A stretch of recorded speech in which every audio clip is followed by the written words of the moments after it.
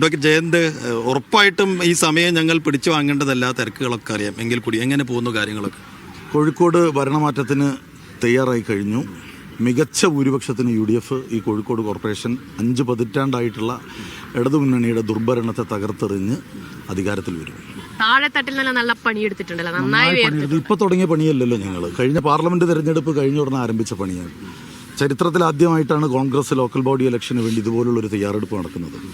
കഴിഞ്ഞ പാർലമെന്റ് തെരഞ്ഞെടുപ്പ് കഴിഞ്ഞ് വിജയത്തിൽ മതിമറന്നിരിക്കാതെ ഞങ്ങൾ നേരെ ഇറങ്ങിയത്, ഞങ്ങൾ വയനാട് ക്യാമ്പ് നടത്തി. അതിനകത്ത് തീരുമാനിച്ചു മിഷൻ 2025 എന്ന ഒരു പദ്ധതി ഞങ്ങൾ തയ്യാറാക്കി. അതിൽ പറഞ്ഞ ഓരോ കാര്യങ്ങളും നടപ്പാക്കിയതിൻ്റെ ആത്മവിശ്വാസത്തിൽ ഞങ്ങൾ പറയുന്നു കോഴിക്കോട് കോർപ്പറേഷൻ വലിയ ഭൂരിപക്ഷത്തിന് UDF തിരിച്ചുവിടും. ഇതിൽ UDFന് അനുകൂലമായ എന്തൊക്കെ ഘടകങ്ങളാണ്? UDFന് അനുകൂലമായ ഘടകങ്ങൾ മാത്രമേ ഈ നഗരത്തിലുള്ളൂ. ഈ കടപ്പുറത്തിനൊരു ചരിത്രമുണ്ട്. 700 വർഷം മുമ്പ് ഈ കടപ്പുറത്തേക്ക് കടന്നു വന്നത് വിവിധ രാജ്യങ്ങളിൽ നിന്നാണ്. അറേബ്യൻ നാടുകളിൽ നിന്ന് വന്നിട്ടുണ്ട്, യൂറോപ്പിൽ നിന്ന് വന്നിട്ടുണ്ട്, ചൈനക്കാർ വന്നിട്ടുണ്ട്, മറ്റ് പല സ്ഥലങ്ങളിൽ നിന്ന് ആളുകൾ വന്നിട്ടുണ്ട്. ലോക വാണിജ്യ ഭൂപടത്തിൽ അടയാളപ്പെടുത്തിയ 500, 600, 700 വർഷം മുമ്പ് വാണിജ്യ നഗരമായിരുന്നൊരു നഗരം ഇന്ന് എവിടെ 50 വർഷത്തെ ഭരണം കൊണ്ട്? കേരളത്തിലെ ആദ്യത്തെ കോർപ്പറേഷൻ കോഴിക്കോടാണ്. കോഴിക്കോട് വന്നതിന് ശേഷം തിരുവനന്തപുരം, കൊച്ചിയൊക്കെ കോർപ്പറേഷനായത്. ഇന്ന് കൊച്ചിയായി കമ്പയർ ചെയ്യുമ്പോൾ കോഴിക്കോട് എവിടെയാണ്? ഇതിന് ഉത്തരവാദികളാരാ? വേറെ ആർക്കും അതിന് ഉത്തരവാദിത്തമില്ലല്ലോ. 50 വർഷമായി CPM ഭരിക്കുന്നൊരു നഗരസഭ ഇങ്ങനെ ആയിട്ടുണ്ടെങ്കിൽ അതിൻ്റെ ഉത്തരവാദി അവർ മാത്രം. ഈ നഗരത്തിന് എന്താണുള്ളത്? ഈ വാർഡ് പുനർവിഭജനം UDFന് ഒരു തിരിച്ചടിയാവുമോ? മനുഷ്യരല്ലേ വോട്ട് ചെയ്യുന്നത്. ഇപ്പോൾ നമ്മൾ കോഴിക്കോട് ജില്ലയിൽ CPM അവരുടെ ഉരുക്കുകോട്ടയെ കൊണ്ടു നടക്കുന്ന സീറ്റായിരുന്നു ബേപ്പൂര്. കഴിഞ്ഞ 50 വർഷമായി ജയിക്കുന്നതാണ്.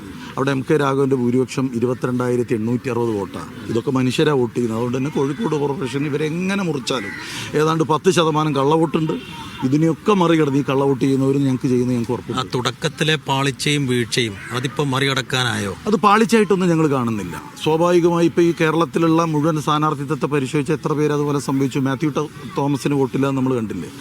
നമ്മൾ VM വിനുവിനെ പോലെ ഈ നഗരത്തിൻ്റെ സാംസ്കാരിക മുഖമായ ഒരാൾക്ക് പോലും വോട്ടില്ലാതെ വോട്ടർ പട്ടികയിൽ നിന്നും മാറ്റുമെന്ന് പറയുമ്പോൾ നിങ്ങൾ വോട്ടർ പട്ടികയിൽ നടക്കുന്ന കൃത്രിമത്തിൻ്റെ ആഴൊന്ന് മനസ്സിലാക്കിയാൽ മതി. കൃത്രിമത്തിനൊപ്പം അതൊരു ശ്രദ്ധക്കുറവോ പിഴവോ പാർട്ടി പ്രവർത്തകരുടെ ഭാഗത്തുണ്ടായ വീഴ്ചയൊക്കെ ആയിട്ടാണ് നമ്മളതിനകത്ത് പറഞ്ഞല്ലോ. ജില്ലാ കോൺഗ്രസ് കമ്മിറ്റി അധ്യക്ഷൻ പറഞ്ഞല്ലോ, ഞങ്ങൾ VM വിനുവിനെ കണ്ട് സംസാരിച്ച് അവിടെ നിന്ന് തന്നെ അവിടുത്തെ പ്രാദേശിക നേതൃത്വത്തിലുള്ള വളരെ പ്രധാനപ്പെട്ട ആളോട് സംസാരിച്ചതാണ്, ഉണ്ട് എന്ന് ഉറപ്പ് നൽകി. അത് ഞങ്ങൾ വിശ്വസിച്ചു എന്നുള്ളത് സത്യം. ഇനി ഇതിനകത്തൊരു പാടുണ്ട്. അവരൊക്കെ പറഞ്ഞാലും നമ്മൾ നേരിട്ട് കണ്ട് ബോധ്യമാവുക എന്നുള്ളത് അതൊരു പാടാണ്. പക്ഷെ ഒന്നുങ്ങൾ മനസ്സിലാക്കണം, ഈ രാജ്യത്ത് ജനാധിപത്യത്തിന് വേണ്ടി നമ്മൾ പൊരുതുകയാണ്. ഇപ്പോൾ SIR ഉൾപ്പെടെയുള്ള വിഷയത്തിനെതിരെ എല്ലാവരും ഒന്നിച്ചു നിൽക്കുമ്പോൾ ഒരു ആളുടെ വോട്ട് കലക്ടറെടുത്ത് ഞങ്ങൾ VM വിനുവിനെ പോലുള്ള ആൾക്ക് വോട്ട് നൽകണമെന്ന് ആവശ്യപ്പെടുമ്പോൾ അത് നൽകരുത് എന്നാവശ്യപ്പെട്ടു പോയത് കോഴിക്കോട് ജില്ലയിലെ CPMൻ്റെ നേതൃത്വം ഒന്നടങ്കാണ്. ജില്ലാ സെക്രട്ടറി ഉൾപ്പെടെ ഈ ജില്ലയിലെ മുഴുവൻ നേതൃത്വം ഒന്നടങ്കം കലക്ടറെ കാണുകയാണ് വോട്ട് ചേർക്കാൻ അനുവദിക്കരുതെന്ന്. അപ്പോൾ ഇത്രയേ ഉള്ളൂ CPMൻ്റെ ജനാധിപത്യം എന്നല്ല അത് ബോധ്യമെന്ന്. സ്ഥാനാർത്ഥി പട്ടികയിലെങ്കിലും പ്രചാരണ രംഗത്ത് മുന്നിലുണ്ട്, എല്ലാ രംഗത്തുണ്ട്. ഇന്നിപ്പോൾ നമ്മുടെ MP MK രാഘവൻ്റെ ഈ കോർപ്പറേഷനിൽ ആകമാനം പോകുന്ന ജാഥ ഉദ്ഘാടനം ചെയ്യുന്ന VM വിനുവാണ്. എല്ലാ മേഖലയിലും അദ്ദേഹം പ്രവർത്തിക്കും. നിങ്ങൾക്ക് അങ്ങനെ കോർപ്പറേഷനെതിരായ ഭരണവിരുദ്ധ വികാരം ഉയർത്തിക്കാട്ടാനുണ്ട്, ശബരിമല സ്വർണ്ണക്കുള്ള ഉയർത്തിക്കാട്ടാനുണ്ട്, അങ്ങനെ ഒരുപാട് വിഷയങ്ങളുണ്ട്. അതിനിടയിൽ ഈ രാഹുൽ മാങ്കൂട്ടത്തിൽ വിഷയം ചെറിയ തോതിൽ പ്രതിരോധത്തിലാക്കിയോ? ഒരിക്കലും ഇല്ലല്ലോ. അതൊരു വ്യക്തി ചെയ്യുന്ന ഒരു കാര്യത്തിനകത്ത് പാർട്ടി എന്താ? ഒരു പാർട്ടിക്ക്, കോൺഗ്രസിനല്ലാതെ മറ്റേത് പാർട്ടിക്ക് ഇതുപോലൊരു നിലപാടെടുക്കാൻ സാധിക്കും? ഇപ്പോൾ CPMൽ 1 ഡസൻ ആളുകൾ ഇന്ന് ഭരണ നേതൃത്വത്തിലുണ്ട്. മുഖ്യമന്ത്രിയുടെ ഓഫീസിലിരിക്കുന്ന ശശി ഉൾപ്പെടെ അവരൊക്കെ ഇതിൻ്റെ ഭാഗമായി. ഇതിനകത്ത് വലിയ വിഷയങ്ങളിൽ ഇതൊന്നുമല്ല. അവർക്കെതിരെ വരുന്ന ആരോപണത്തിൻ്റെ ഗ്രാവിറ്റി എന്താ? CPMലാകുമ്പോൾ അതിന് പ്രൊമോഷനാണ്. ഞങ്ങൾ അതിനകത്ത് ജനപക്ഷ നിലപാടെടുക്കും, ജനങ്ങളുടെ ഹിതത്തിനനുസരിച്ച് ഞങ്ങൾ സ്റ്റാൻഡ് എടുക്കും. ഞങ്ങൾ പുറത്താക്കിയില്ലേ? ഇത് ഏത് പാർട്ടിക്ക് പറയാൻ സാധിക്കും? പുറത്താക്കിയതോടെ ആ തലവേദന ഒഴിഞ്ഞു. തീർച്ചയായിട്ടും പുറത്താക്കിയ പാർട്ടിക്ക് പിന്നെ എന്ത് ബന്ധം? നമ്മളെ ബീച്ചിലാണ് നിൽക്കുന്നത്. ഇവിടെ ബീച്ചിന്റെ മുഖം മാറ്റി എന്നൊക്കെയാണ് കോർപ്പറേഷന്റെ ഒരു വലിയ 50 കൊല്ലം കൊണ്ട് ഈ നഗരത്തിനകത്ത് ഒരു പൊതുമൂത്രപ്പര നിങ്ങൾ കാണിക്കും. നിങ്ങൾ അത്തരം കാര്യങ്ങളിലേക്ക് നിങ്ങളൊരു വാഹനമായിട്ട് ഈ നഗരത്തിന്റെ വിവിധ മേഖലകളിൽ ചെല്ല്. ഇവിടെ പാർക്ക് ചെയ്യരുത് എന്നുള്ള ബോർഡ് കാണാം, ഇവിടെ മൂത്രം ഒഴിക്കരുത് എന്നുള്ള ബോർഡ് കാണാം. പക്ഷേ ഇവിടെ മൂത്രം ഒഴിക്കാൻ സൗകര്യമുണ്ട് എന്നോ ഇവിടെ വണ്ടി പാർക്ക് ചെയ്യാൻ സൗകര്യമുണ്ട് എന്ന് പറയുന്ന ഒരു സ്ഥലങ്ങൾ നഗരത്ത് കാണിച്ചതാണ്.